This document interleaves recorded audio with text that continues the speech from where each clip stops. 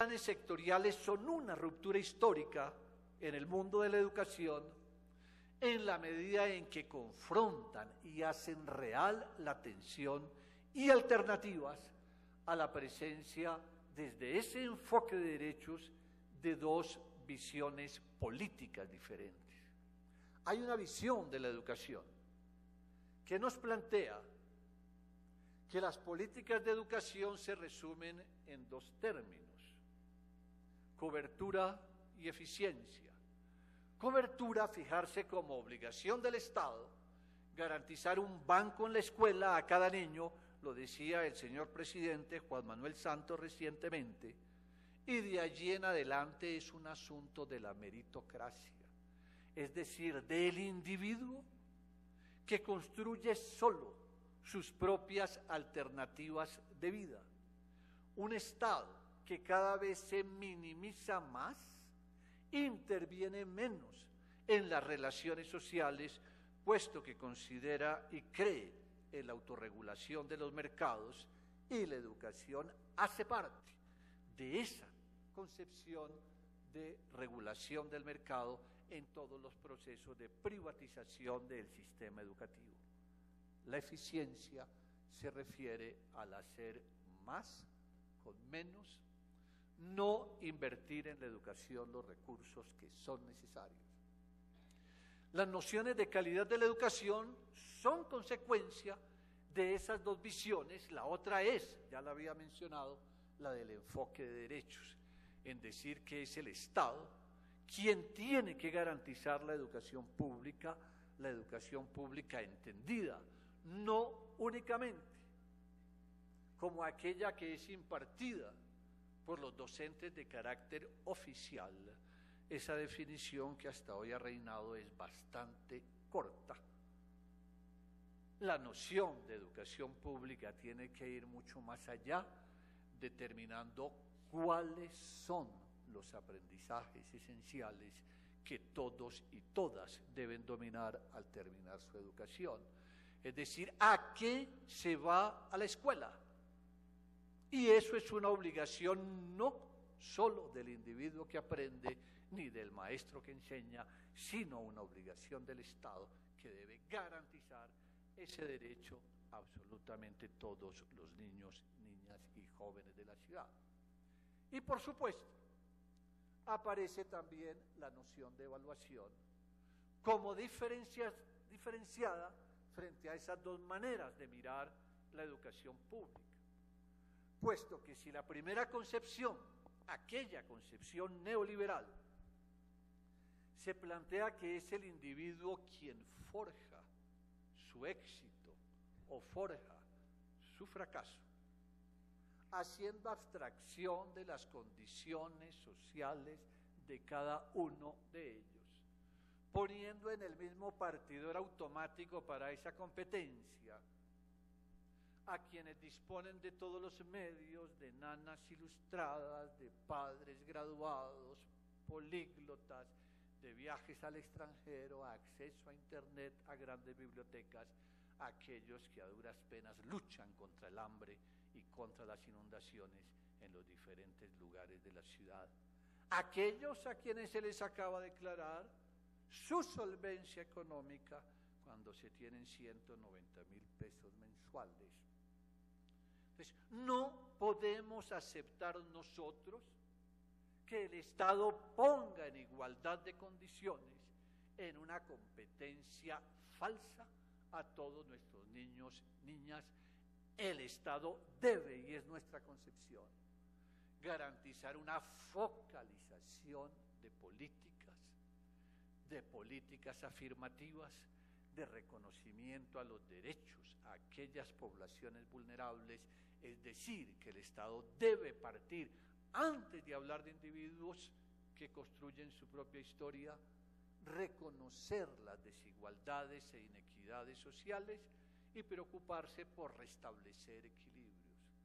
Esas dos visiones de la escuela hacen que en la primera uno pueda satisfacerse con dictar una clase y el que aprendió, aprendió, y el que no aprendió, chupe.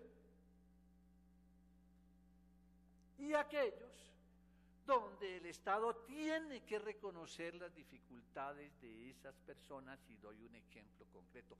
¿Cómo puede un Estado, cómo puede un sistema escolar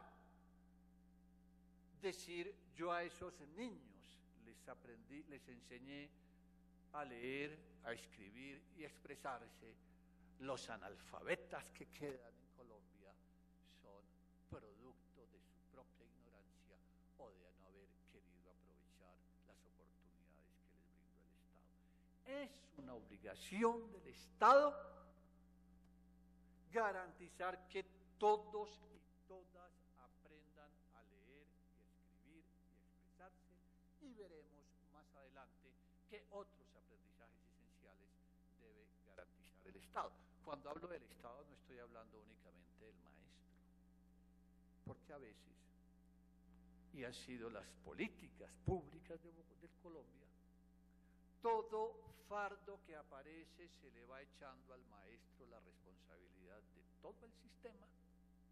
No, el Estado no solo es el maestro, pero tampoco hay que olvidar que el maestro sí es un agente del Estado y tiene que aceptar su responsabilidad como tal. Cuando evaluamos esas dos visiones del mundo, hay una que simplemente evalúa al individuo y la nuestra, que evalúa el sistema. ¿Cómo se evalúa al individuo? En nuestro país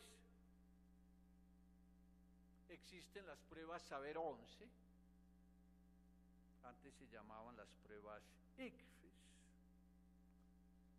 en el cual al terminar la educación se hace un examen y aquellos que logran obtener un puntaje X tienen acceso a la universidad pública. En Bogotá se presentan cada año a las universidades públicas más de 260.000 estudiantes, y las universidades públicas solo tienen capacidad para recibir a 22.000 estudiantes. Y por esos 22.000 cupos compiten todos los colegios privados que trabajan 8 horas diarias, compiten con los nuestros oficiales que trabajan 5 horas diarias. Ahora hay el debate sobre la jornada única, que saludamos, pero pareciera que fuera culpa de los maestros el que los niños no estudiasen todo el día. Es una responsabilidad del Estado que ha ido dejando allí en el tintero y que ahora en las campañas salen a flote. Ojalá se pudiese concretar algo en esta oportunidad. Entonces decíamos, ese sistema de evaluación que va al individuo al final de su trabajo, porque aquellos que no llegaron, y son muchos, a esas pruebas Saber 11, han sido dejados a la vera del camino a través de todos los otros sistemas de evaluación y abandonados totalmente por el Estado. Entonces, por eso hablamos nosotros de una calidad de la educación donde se garantice el derecho teniendo 3 pilares, ¿sí?, que son la disponibilidad, el acceso, la permanencia, la calidad y pertinencia. Volveremos sobre esos elementos, puesto que ya los hemos integrado al currículo, partiendo del principio de que todo aquello que no existe en el currículo, en eso seguimos a Magenzo, que pronto estará con nosotros también aquí. Todo aquello que no esté en el currículo son actividades marginales que no transforman la educación. De allí nuestra lucha, porque esa cantidad de actividades extracurriculares que asedian a la escuela puedan realmente convertirse en extensiones curriculares que hagan parte de un mismo plan de estudio, de una misma estrategia pedagógica. Y nos decimos que esas organizaciones, la disponibilidad se refiere, por supuesto, a tener colegios dignos para enseñar y para aprender, el acceso y también a los maestros suficientes. Hoy en Bogotá tenemos la dificultad de que hay demasiados niños por maestro. Sin embargo, el gobierno nacional nos dice, doctor Sadi, que nos sobran 2.500 maestros. Cosas complejas del manejo del sistema educativo. El acceso es garantizar a todos y todas el poder ingresar a la educación pública en Bogotá, y para algunos amigos que vienen de otros países, hablamos los amigos de Finlandia, de España, de Canadá, de Centroamérica, que para citar algunos, tenemos que contarles casi con vergüenza que el debate sobre la gratuidad de la educación en Colombia duró 202 años.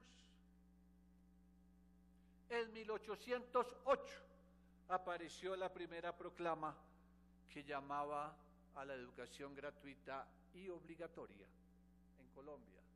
Solo Bogotá en 2008 logró decirle a Colombia: la educación es gratuita para todos y para todas, y ese es uno de los grandes orgullos que nos llevamos al terminar esta administración. La obligatoriedad es otro paso que aún no nos atrevemos a dar por las condiciones sociales que existen.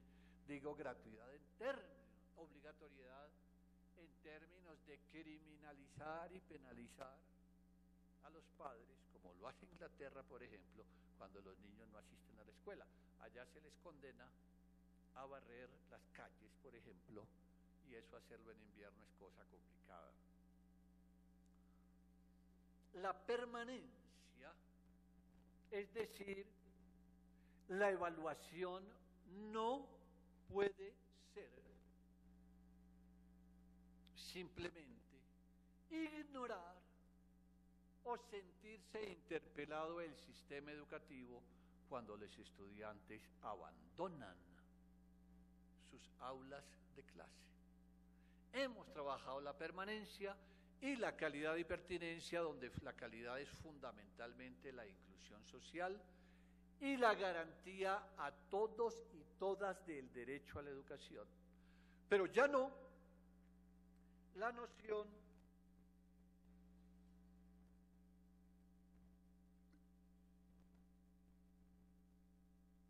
del derecho a la educación como el derecho a matricularse, y gracias a iniciativas, recuerden en la historia de la evaluación el famoso decreto 230 que hubo en Colombia hasta hace muy poco tiempo, donde se pretendió establecer la permanencia en el sistema escolar por decreto. Es decir, los niños no iban a aprender, eso era secundario, la evaluación nada tenía que ver con ello. Lo único que importaba era que solo el 5% de los estudiantes podía reprobar su curso, el 95% restante tenía derecho a circular en el sistema educativo sin importar si aprendió o no aprendió, es decir, una noción del derecho a matricularse y a calentar banca durante 11 años en el sistema educativo.